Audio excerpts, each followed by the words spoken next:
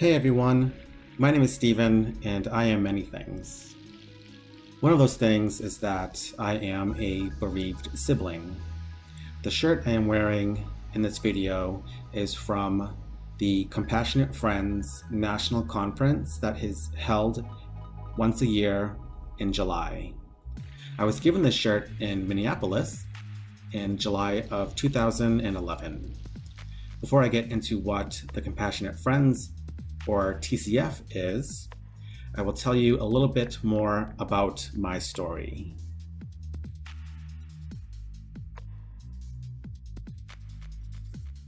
My sister Stacy died in a car accident that I was also in August of 2002. She was teaching a private National Cheerleaders Association camp that was held in Maine, and I was voluntold by our mother to go and keep her company because she did not have anyone to go with her. It was at least a 6-hour drive one way, and unfortunately, on the drive back, we both fell asleep. Some people have asked on whether or not I had survivor's guilt, but I did and have not felt that. Grief can be something we hide very well because in society, we are taught, quote unquote, to get over it and get over it quickly, which in my opinion is complete and utter BS. Another thing with grief is that when we have other things going on in our lives, those things might keep us from experiencing or feeling our feelings. For some, trying to coordinate the wake or funeral might keep people from grieving. Depending on what your relationship was with the person who died, that also may keep you from grieving, or maybe you might be even happy or relieved that the person died. The main factor for me is that everyone grieves differently, so even if people try to tell you that you are not grieving, that is not their place to say.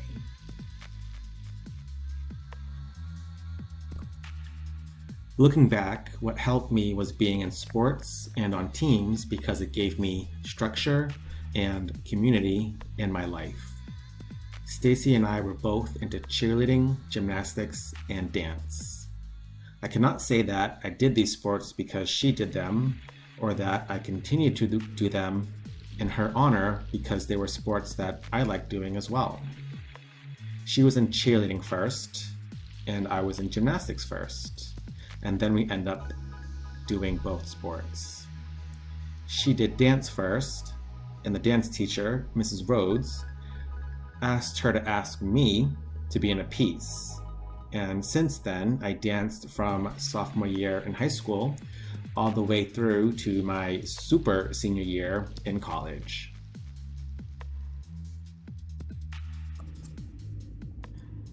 Stacy was 18 years old when she died. So this death anniversary will mean that she will have been dead for as long as she lived. It is weird and maybe even hard to think about what life would be if she were still alive. Weird because would I be where I am now in life if she were still alive? But also hard to think about because life can take us in all sorts of directions. Up, down, left, right, forward, backward, diagonally, in circles, and any other direction you can think of. Grief for me may not look like grief for you, but I believe that we all have a story to share, and by sharing our stories, we can connect with others. And I also respect those who have stories and do not want to tell them. It is okay to deal with grief in the way you know best, because what works for you might not work for me, and what works for me might not work for you. But that's also why I believe that it is helpful to share stories, because sometimes by hearing someone else's story, they might have done something that you might not have thought of, and it might help you.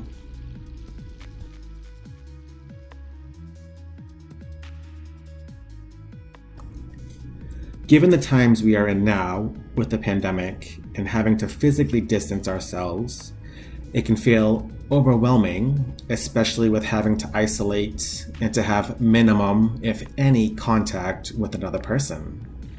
If you are a bereaved sibling, parent, or grandparent, and you are looking for grief support, I would encourage you to check out the Compassionate Friends website.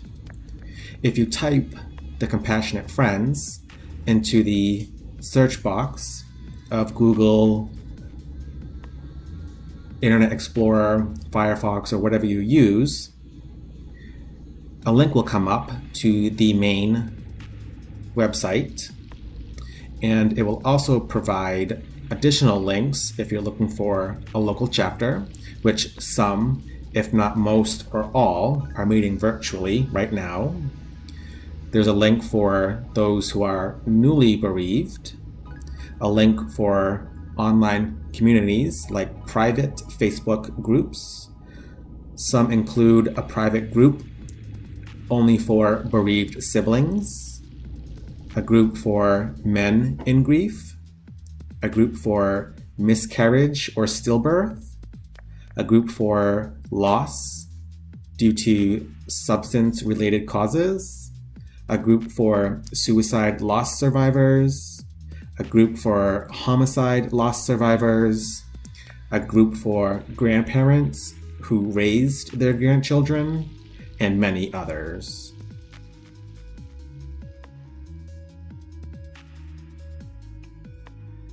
The Compassionate Friends exists around the world. Some of the other locations are in Australia, Belgium, Canada, France, Germany, South Africa, Switzerland, and the United Kingdom.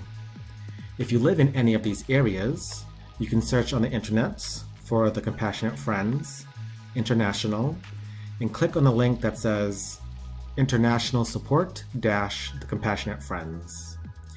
If you are a person other than a bereaved sibling, parent, or grandparent, there is a tab on the Compassionate Friends website for resources. When you hover the mouse over the word, a drop-down will appear and you can click on Related Organizations. Some of these organizations include the American Association of Retired People Grief and Loss Program, the Air Casualty Emotional Support Services, Actively Moving Forward, the American Foundation for Suicide Prevention, Baby Steps, Comfort Zone Camp, Grief Share, Hospice Foundation of America, Mothers Against Drunk Drivers, My Miscarriage Matters, National Center for Victims of Crime, the Tragedy Assistance Program for Survivors, Twinless Twins, and many others. There is not anything anyone can say or do to bring my sister back from the dead.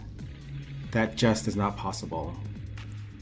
Sometimes you do not even have to say anything at all. Sometimes you just have to show up. Sometimes you can even say, I do not know what to say, but I am here for you. People who are grieving might not know what they want. Grief and death can be confusing for everyone.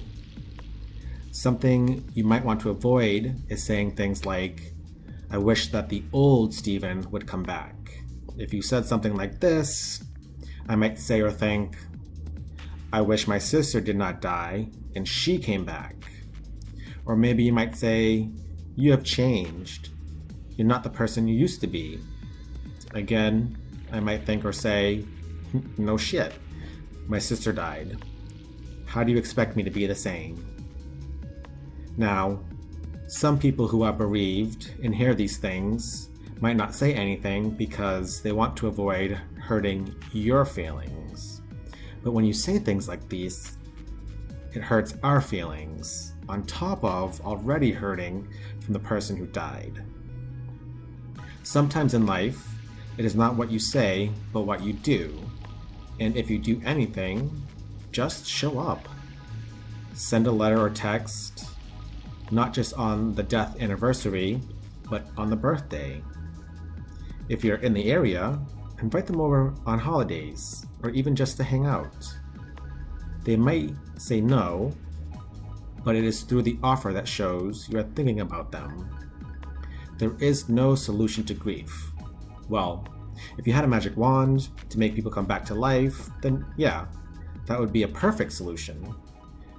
But it is one that does not exist. Grief is a journey, and any journey is sometimes best suited when you have someone to walk side by side with. Again, sometimes it is not about what you say, but about showing up.